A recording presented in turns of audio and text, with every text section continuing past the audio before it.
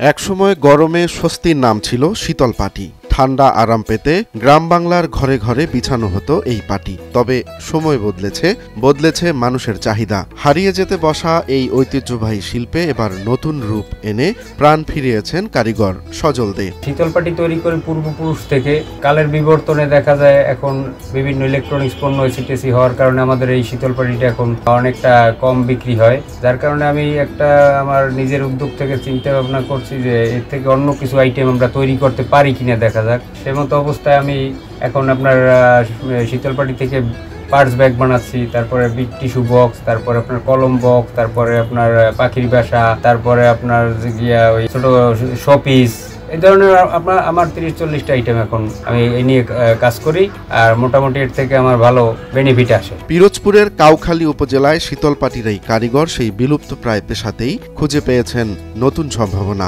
তার পূর্বপুরুষদের কাজই ছিল শীতল পাটি তৈরি করা। বাবার কাছ থেকে শেখা, সেখান থেকেই এই পেশায় আসা।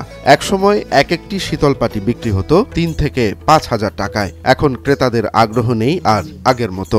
4-5 জন আমরা কাজ করি এবং আরো প্রশিক্ষণ দিচ্ছি, আরো আমার এটা আরো সম্প্রসারণ করার জন্য আমি আরো উদ্যোগী। আমার ভবিষ্যৎ পরিকল্পনা আছে, আমি এই শীতল পাটি একটা মনে করেন আমার একটা জাদুঘরের মতো আমি করব, ভবিষ্যৎ প্ল্যান আছে। এবং আমাদের যত অবহেলিত শ্রেণীর লোক আছে আমি এদেরকে প্রশিক্ষণ দিয়ে আমার এখানে তাদের কর্মসংস্থান দেব। তাই সজলের মাথায় আসে ভিন্ন চিন্তা। শুধু পাটি নয়, পাটি দিয়ে তৈরির উদ্যোগ নেন রুচিশীল গৃহস্থলীর বিভিন্ন পণ্যের। পাখির বাসা, টিস্যু বক্স, ম্যাট, ব্যাগ, কলমদানি সবই তৈরি হচ্ছে এই ঐতিহ্যবাহী শীতল পাটি থেকে। এই শীতল পাটি থেকে তৈরি যত আইটেম আছে আমার এখানে আসলে ওই আইটেমগুলো সব আপনি দেখতে পারবেন, কারণ এই বিভিন্ন অঞ্চলে বিভিন্ন ধরনের আমাদের পাটি তৈরি হয়। এছাড়া অন্য আরো জায়গায় আছে, সব মাল আপনি এক জায়গায় আসলে যাতে দেখতে পারেন এবং পরিদর্শন করতে পারেন, সেই রকম কার্যক্রম আমি একটা উদ্যোগ নিয়েছি।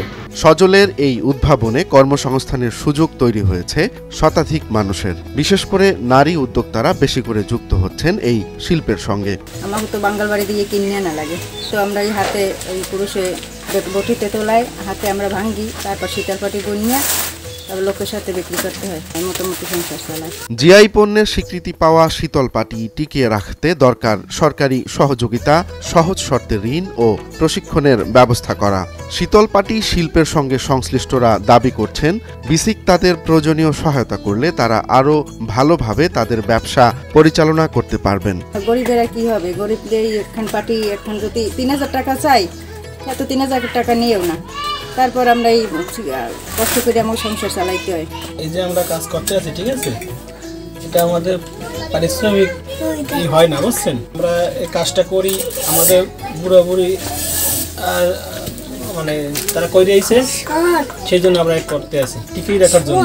শুধু আয়ের পথ নয়, শীতল পাটি এখন হয়ে উঠছে ঐতিহ্য রক্ষার প্রতীক। সজলদের মতো কারিগরদের উদ্যোগ আর সরকারি সহায়তা পেলে আবারও প্রাণ ফিরে পেতে পারে হারাতে বসা এই শিল্প। পাটি নয়, যেন নতুন করে বোনা হচ্ছে এক সম্ভাবনার গল্প। লোক দিয়ে তৈরি করে আমি নিজে প্রশিক্ষণ দিই এবং আমাদের মাল মেলার আয়োজন হইলে ওইখানে আমরা মালগুলো বিক্রি করি এবং ঢাকায় আমরা পাইকারি দেই। ঢাকা চিটাগাঙে আমাদের পাইকারি সেল আছে। হ্যান্ড ব্যাগ আছে আমাদের 500 টাকা আছে, 600 টাকা আছে, তারপর 200 টাকা আছে। কলমদানি আছে, এগুলো পাইকারি আমরা 200 টাকা সেল করি। রোমান্স তালুকদার, নয়া দিগন্ত।